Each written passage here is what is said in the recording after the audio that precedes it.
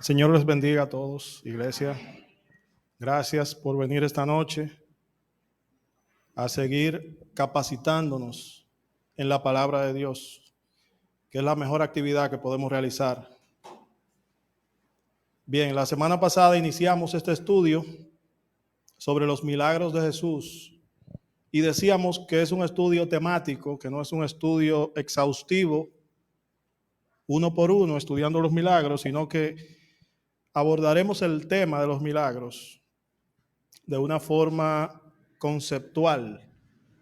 Veremos algunos milagros, los utilizaremos como guía para ver qué nos enseña Jesús a través de ellos y no enfocarnos en el milagro en sí, porque ya eso lo hemos hecho siempre y entendemos que podemos sacarle más provecho así, dado el tiempo limitado que tenemos. Por ejemplo, la semana pasada decíamos que los milagros de Jesús se pueden dividir de muchas formas, pero que en base al, digamos que al tipo de milagro realizado, al tipo de acción realizada, se pueden dividir en 4 tipos básicos, que son curaciones, liberaciones, resurrecciones, control de la naturaleza y algunos milagros especiales, que son prácticamente imposibles de clasificar. También nos detuvimos en un aspecto importante del contexto de los milagros, que fue, digamos que el tema de la noche, aparte de la introducción, y fue la relación de los milagros con el tema de la fe. Prácticamente todos los milagros, o casi todos, giran en torno a la fe, en cierta forma. Y nos detuvimos ahí, en el tiempo que nos quedó. Siempre que leamos y estudiemos los milagros de Jesús, debemos tratar de ver un poco el contexto, ver qué nos quiere mostrar Jesús en el milagro y no quedarnos solamente ahí en esos versículos que nos presentan el milagro como tal, sino también ver la situación, la localización, dónde estaba él, quién lo estaba acompañando, a quién va dirigida la enseñanza, si a la persona que es objeto del milagro o a las personas que son testigos del milagro, o qué nos enseña a nosotros, los que leemos la palabra. En esta segunda sesión vamos a empezar a estudiar, ya a enfocarnos, fuera ya la introducción, vamos a enfocarnos en los tipos de milagros desde el principio. Para que no se sorprendan, otra vez debo aclararle que vamos a saltar, es posible que saltemos, no necesariamente seguiremos una cronología. Si fuese así, hubiésemos empezado por las bodas de Caná, por ejemplo, pero no vamos a hacer un estudio cronológico. Es posible que saltemos de un lugar a otro, que abordemos un milagro, que presentemos uno de ellos y luego nos vayamos a algo que pasó antes de eso, porque estamos haciendo un estudio temático. También es posible que saltemos de un evangelio a otro, que veamos un mismo milagro desde el punto de vista de varios evangelistas para ver qué más podemos sacarle, qué más podemos aprender. Hoy empezaremos a meditar sobre los aspectos del poder de Jesús manifestado en cada uno de sus milagros. Recordamos, obviamente Jesús es Dios encarnado, por ende, como persona de Dios que es, tiene prerrogativa divina, puede hacer cosas que solo Dios puede hacer. Por ejemplo, tiene la capacidad de dominar la naturaleza. Tiene dominio sobre distintas fuerzas que nosotros, como seres humanos, como criaturas, no podemos dominar, no podemos incluso ni comprender a veces. Estas fuerzas sobre las cuales Dios ejerce dominio y Jesús ejerce dominio, manifestado a través de los milagros, son básicamente, aunque se puede subdividir de muchas formas, pero básicamente 4. Tiene dominio sobre la naturaleza, tiene dominio sobre el mundo espiritual, sobre los espíritus, buenos y malos, dominio sobre la enfermedad y sobre la muerte. Cristo es soberano sobre todas estas cosas y lo demuestra en los milagros que realiza.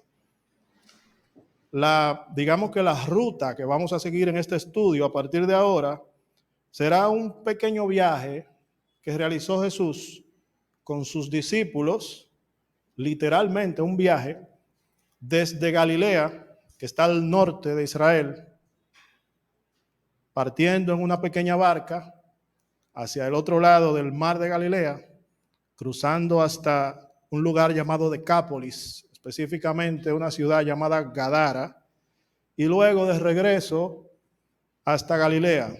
Ese va a ser el viaje, esa va a ser la ruta que seguiremos y veremos unos milagros específicos que realizó Jesús allí, que son narrados en orden en el Evangelio de Marcos, que es muy bueno para estudiar este tipo de temas debido a su estructura y a lo conciso de su narración. Entonces, el llamado de Jesús a sus discípulos precisamente ocurre allí en las orillas del mar de Galilea, en este pueblo, en esta región, la región de Galilea. Precisamente en un pueblo muy conocido, habrán oído hablar de él, llamado Capernaum, que está al norte de Israel.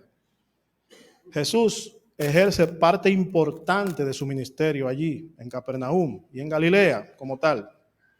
Allí realiza muchos milagros y muchas enseñanzas, muchas de esas escenas inolvidables, de esos grandes íconos de la Biblia, de esas viñetas de la Biblia, que las recordamos hasta en películas y muñequitos, ocurrieron allí, en esta región.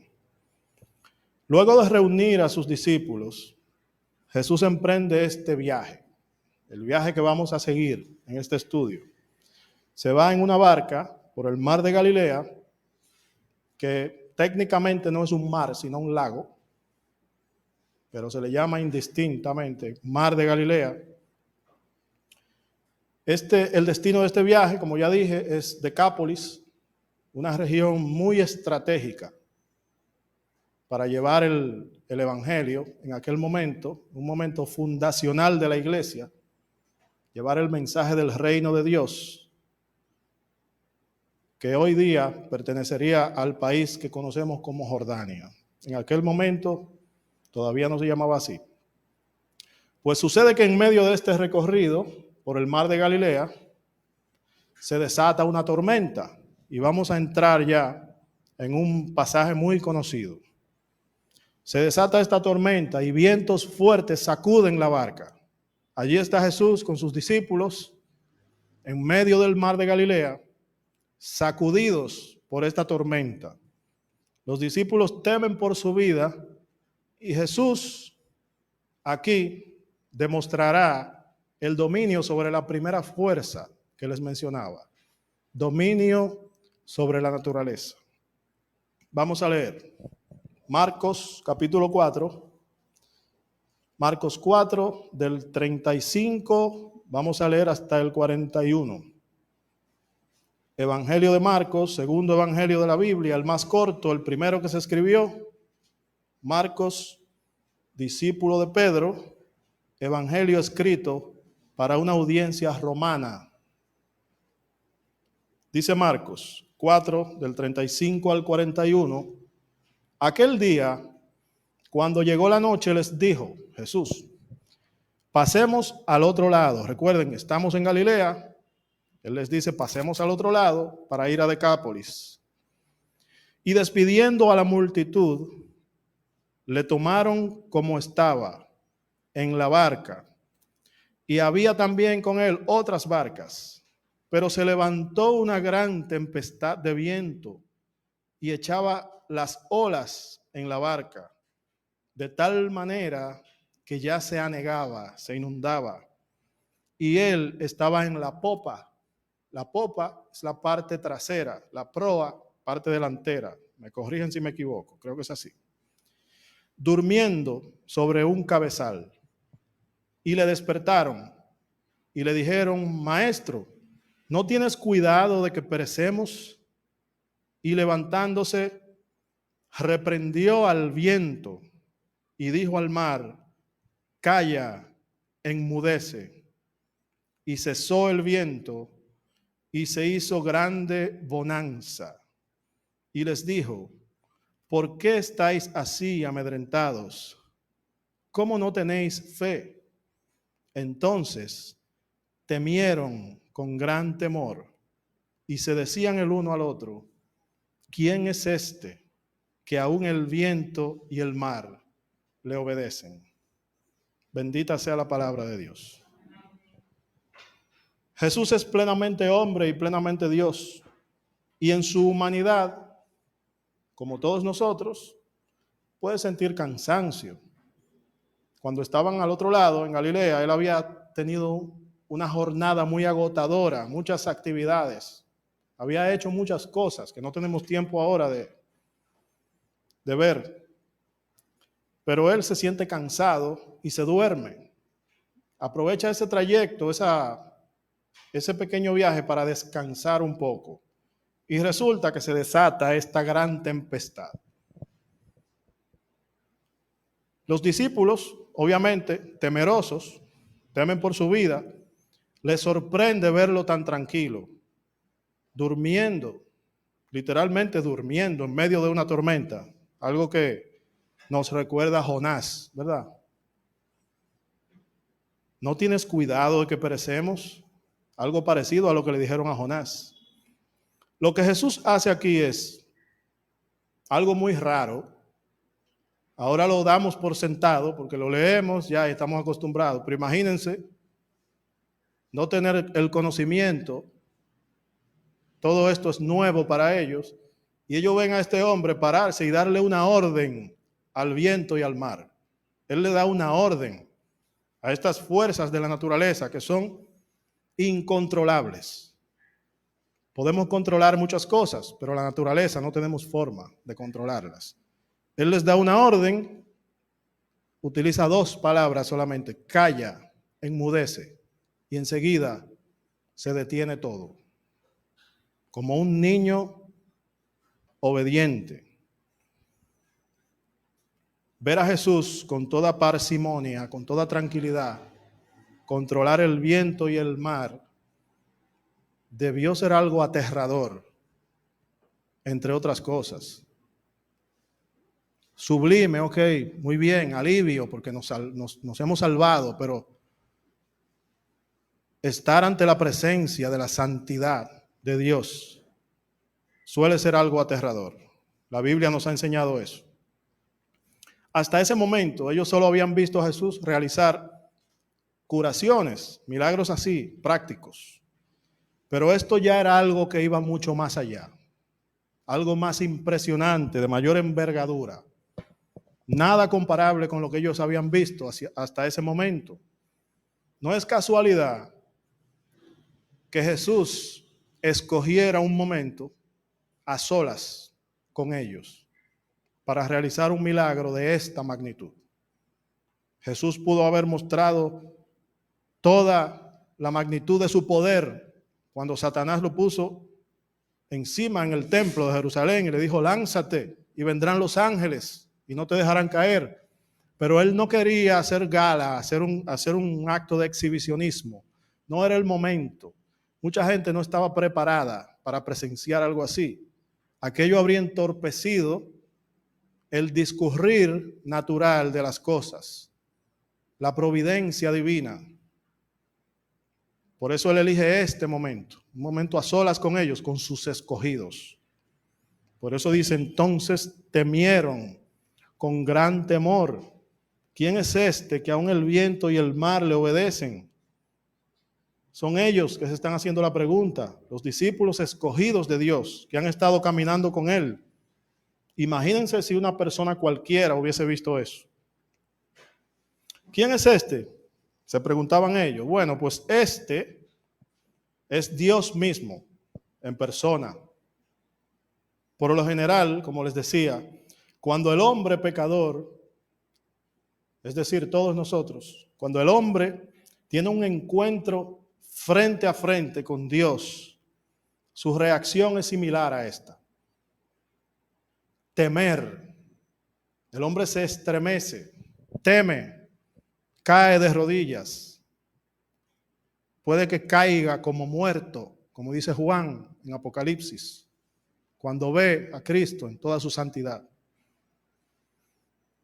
Como cayeron aquellos que vinieron a capturarle ya en el momento de su apresamiento. ¿Quién es? Ese que está ahí. Está bien, yo soy. Cayeron como muertos. Cuando el hombre tiene un encuentro con la santidad de Dios en persona, esta es la reacción por lo natural. Estupor, terror, porque no soportamos la presencia de Dios. Nuestro ser cortado por el pecado, nuestro cuerpo corruptible, no resiste la presencia del Santo. Vemos un ejemplo de esto en el llamamiento del profeta Isaías. Isaías capítulo 6 narra este llamamiento. Al inicio de su ministerio, Isaías tiene esta visión en donde dice que él literalmente vio a Dios sentado en su trono. Y lo describe con lujo de detalle. Sus vestidos bordean todo el lugar y está sentado en su trono y hay ángeles sobrevolando alrededor de él y tienen 6 alas, con 2 se tapan los ojos y con 2 se cubren los pies y con las otras 2 vuelan. Isaías ve esto de frente. ¿Cuál es su reacción? Ay de mí, que soy muerto. Algunas traducciones dicen, ay de mí, que soy hombre muerto, porque siendo un hombre inmundo de labios, que habita en un pueblo inmundo, han visto mis ojos al Rey. Esta es la reacción natural. Pudrición entró en mis huesos, dice Habacuc, cuando recibe una respuesta de Dios. Jesús está preparando a sus discípulos para grandes cosas. Ellos serán la base de la iglesia. Ellos serán la columna vertebral de la iglesia incipiente, la iglesia que está naciendo. Para preparar el liderazgo de la primera iglesia, es necesario que ocurran estas cosas. Es necesario que ese liderazgo, esos apóstoles, fundadores de la iglesia, conozcan de primera mano, en primera persona, el carácter de Dios, porque ellos serán la zapata, para hablar en buen dominicano, de la iglesia de la cual hoy día nosotros formamos parte. Jesús pudo haber dado una muestra de dominio sobre la naturaleza frente a la multitud antes de cruzar el mar de Galilea, pero no era el momento ni el lugar, ni la audiencia para ello. Él entendía que sus escogidos, los escogidos para el ministerio, para el apostolado, debían capacitarse. Deben ver la envergadura del Dios viviente en toda su plenitud, o por lo menos en un nivel más amplio, no en toda su plenitud. Que no es otra cosa que el poder de Dios. El dominio de Dios sobre la naturaleza es un aspecto que siempre ha formado parte de la historia de la redención de Israel como pueblo. La historia de Israel está marcada por este tipo de milagros. Dios dominando la naturaleza. Estos discípulos que estaban allí en la barca con Cristo conocían muy bien, porque los judíos educaban bien a los niños. Los educaban en la ley de Moisés, en todo lo que estaba escrito en el Antiguo Testamento. Ellos conocían bien la historia de Dios separando las aguas del Mar Rojo para que Moisés cruzara con el pueblo, escapando del ejército de Faraón. Conocen bien la historia de Dios abriendo las aguas del Jordán para que Josué cruzara hacia la tierra prometida con el pueblo, con otra ya generación del pueblo. También saben muy bien que Dios hizo llover por 40 días y 40 noches. hasta que no quedó ser vivo alguno con vida sobre la tierra, aparte de Noé y su familia y los animales que habían entrado al arca. Saben también, por ejemplo, cómo Dios hizo llover fuego y azufre sobre Sodoma y Gomorra. Ellos saben que el Dios al cual ellos temen, al cual ellos sirven, tiene la prerrogativa divina de dominar la naturaleza. Estar frente a otra persona de ese mismo Dios que le da muestra de ese mismo poder es algo para lo que ellos no estaban tan preparados, pero que a partir de ahí ya empiezan a prepararse. Otro aspecto fundamental a destacar aquí es que Jesús, como casi siempre, hace alusión a la fe. ¿Por qué estáis así amedrentados? ¿Cómo no tenéis fe? Versículo 40. ¿Cómo no tenéis fe? Se supone que ya me están siguiendo, que ya ustedes me han visto realizar milagros y señales. Esto implica que tengan fe en mí. Vayan conociéndome, porque van a ver grandes cosas. Hay otro milagro que vamos a estudiar un poquito aquí, siguiendo en el mismo marco de la categoría de dominio sobre la naturaleza. Muy parecido a este, por cierto. Yo les dije que íbamos a ir dando saltos. Este milagro, muy conocido también, se conoce como Jesús caminando sobre el agua. Yo agregaría Jesús y Pedro caminando sobre el agua. Vamos al contexto. Esto ocurre algún tiempo después de lo que vimos antes. Dimos un salto ahí. Y esto ocurre ya casi al final del ministerio de Jesús en esa región ahí de Galilea. Jesús se encuentra otra vez junto a sus discípulos.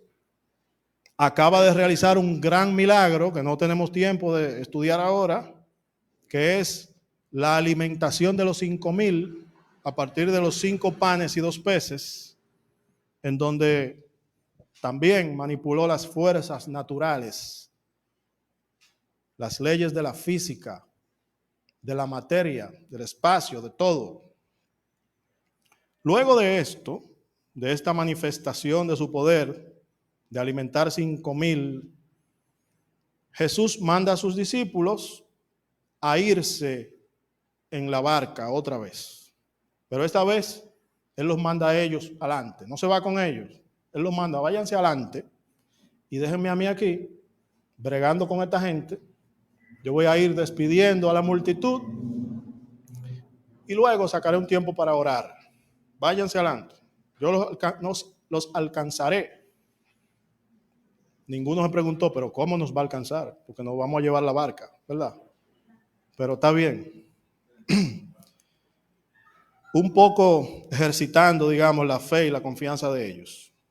Porque recientemente habían tenido una experiencia aterradora en ese mar de Galilea, a bordo de una barca, y Él le dice, váyanse adelante en la barca, solos. Habría que estar ahí. Ahora vamos a leer. Esta vez vamos a leer Mateo. Esto está en Marcos también, pero vamos a leer la versión de Mateo por una razón. Marcos, como casi siempre, nos da una versión acortada de este hecho, porque el Evangelio de Marcos es muy sintetizado, muy resumido, y hay un detalle especial que no está en Marcos, pero que sí está en Mateo, en esta misma narración. Vamos a ir a Mateo 14. Mateo 14, primer evangelio en la Biblia. Uno de los 2 evangelistas que estuvo con Cristo, Mateo y Juan. Marcos y Lucas no estuvieron con él. Mateo 14, 22 al 33. Dice, enseguida Jesús hizo a sus discípulos entrar en la barca e ir delante de él a la otra ribera, entre tanto que despedía a la multitud. Despedida la multitud, subió al monte a orar aparte.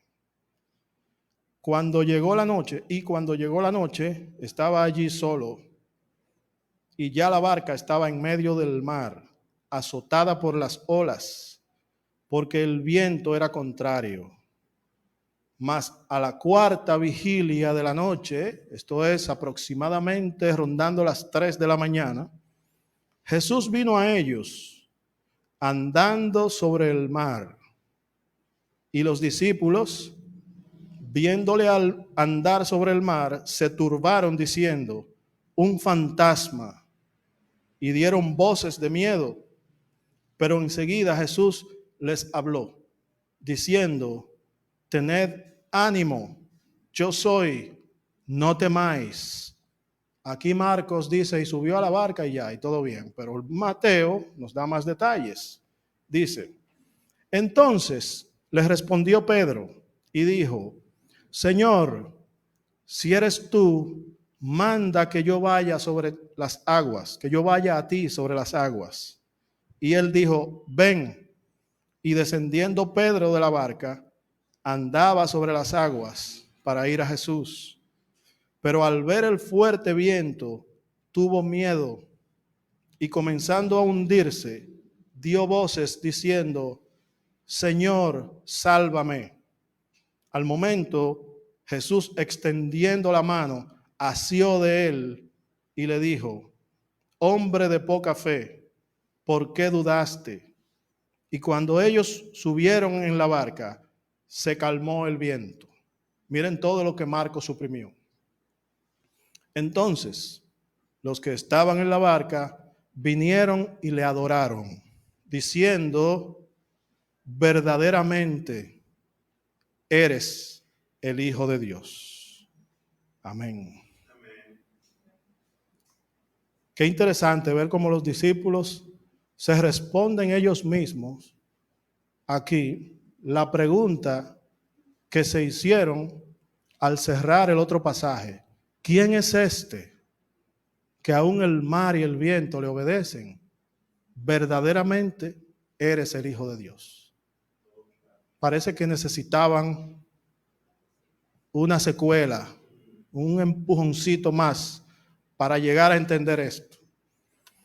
Jesús solía sacar esos momentos para quedarse solo y orar. Eso es algo muy frecuente en él. Otra vez está cansado, al igual que la otra vez, solo que no se durmió en la barca, sino que se quedó para orar. Acaba de lidiar con otra multitud. Los discípulos acceden a irse delante mientras él realiza esto. Cuando ya es de noche, en medio del mar, se desata un viento fuerte. Ellos van contra el viento y alcanzan a ver esta figura caminando sobre el agua, nada más y nada menos. Esto ocurre ya en la madrugada, como les decía, la cuarta vigilia va de 3 a 6 de la mañana. Esto viene de las vigilias que se hacían en el templo de Jerusalén para cuidar que el fuego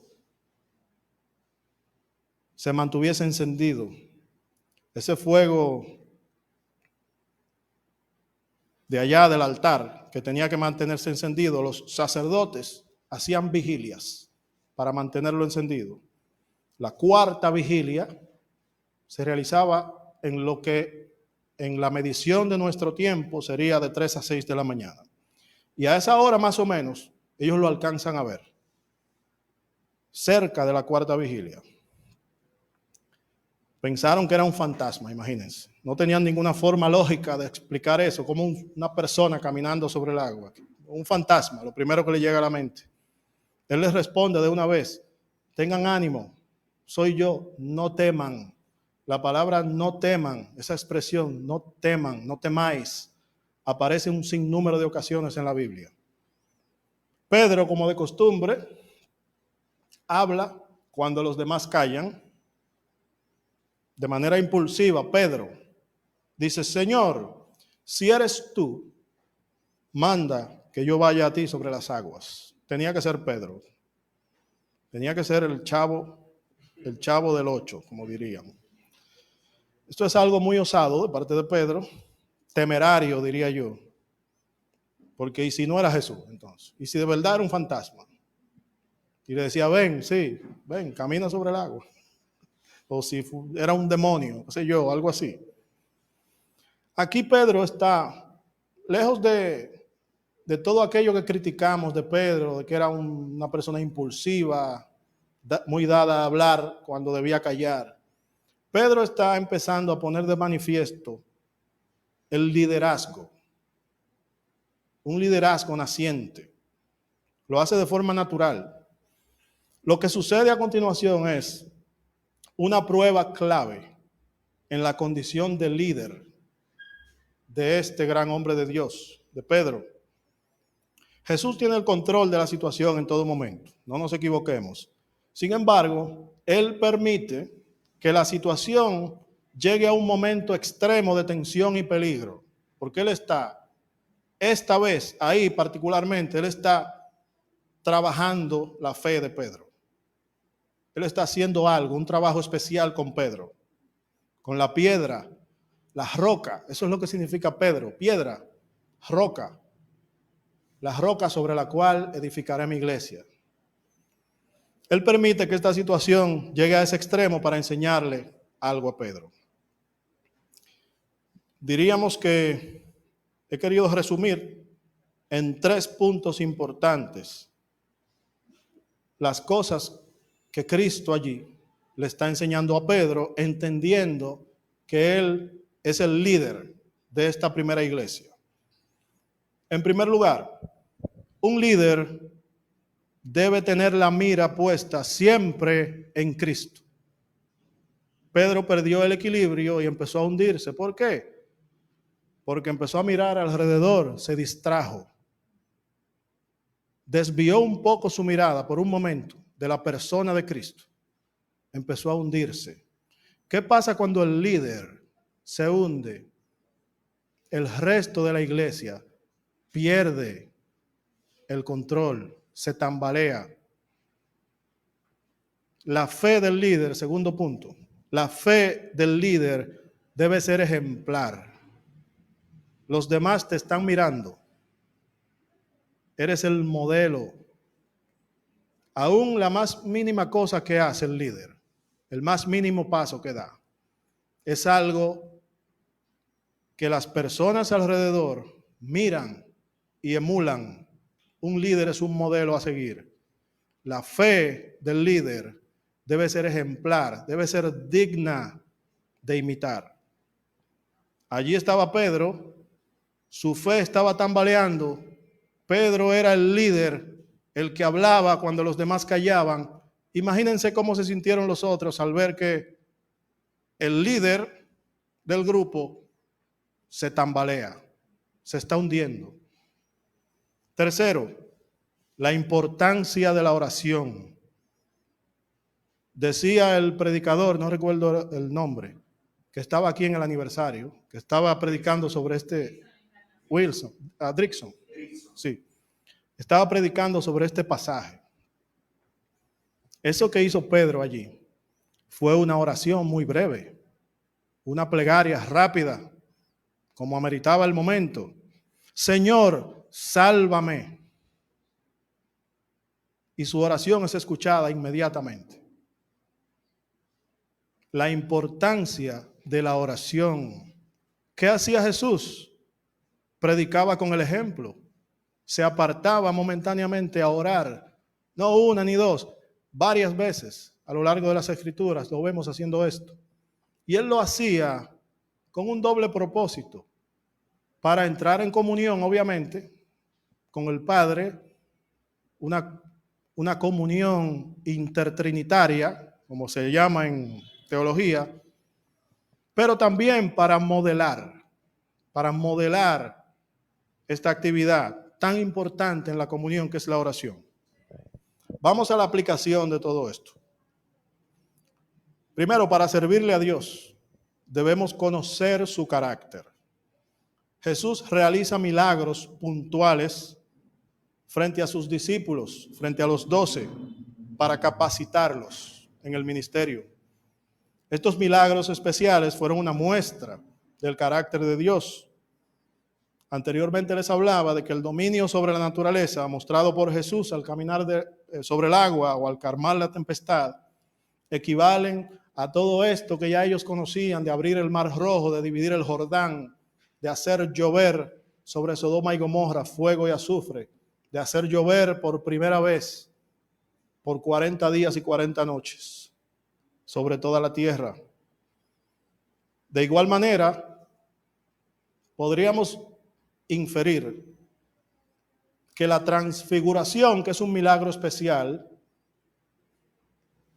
viene a ser la zarza ardiente del Nuevo Testamento. Una muestra palpable, tangible del fulgor, de la presencia divina, de la Shekinah, como le llamaban los judíos. Cuando Moisés vio la zarza ardiente, se quedó abstraído.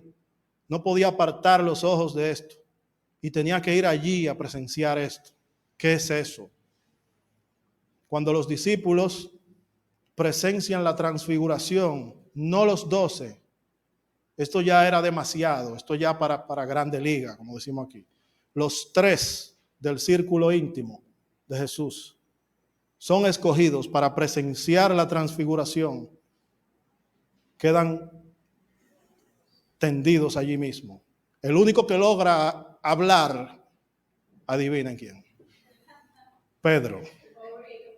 Y lo hace de una forma totalmente incoherente. Y por último, punto de aplicación. La fe en Cristo implica confianza plena en Él. Debemos descansar en Cristo, confiar en que Él tiene cuidado de nosotros. En medio de la tempestad debemos confiar. Y si sentimos que caemos, que nos hundimos, que Cristo se ha quedado dormido, nuestra primera salida debe ser la oración. Señor, sálvame. Tenemos una vía de comunicación directa con el que tiene cuidado de nosotros, con el que nos ha prometido que estará con nosotros hasta el fin del mundo, con el que ha vencido el mundo, Cristo, el Cordero de Dios que quita el pecado del mundo. Vamos a orar. Padre, gracias. Bendito y alabado sea tu nombre, exaltado por siempre. Solo tú eres grande y soberano. Te alabamos en esta noche. Toda honra y toda gloria siempre solo para ti. Gracias, Señor, porque en estos momentos tu palabra ha sido expuesta. Permite que la misma penetre hasta lo más profundo de nuestras almas, que podamos ser testigos aquí y donde quiera que vayamos, que podamos testificar de la grandeza de tu poder, del dominio que ejerce sobre las fuerzas que no podemos controlar. Permite que podamos seguir capacitándonos para el ministerio. Ahora ponemos en tus manos estas personas, estos hermanos que están aquí, para que lleguen a sus hogares. Llévalos con bien hasta sus familias y permite, Señor, que pongan en práctica lo aprendido, que aprendan y enseñen en amor y en comunión. En el nombre de Jesús. Amén.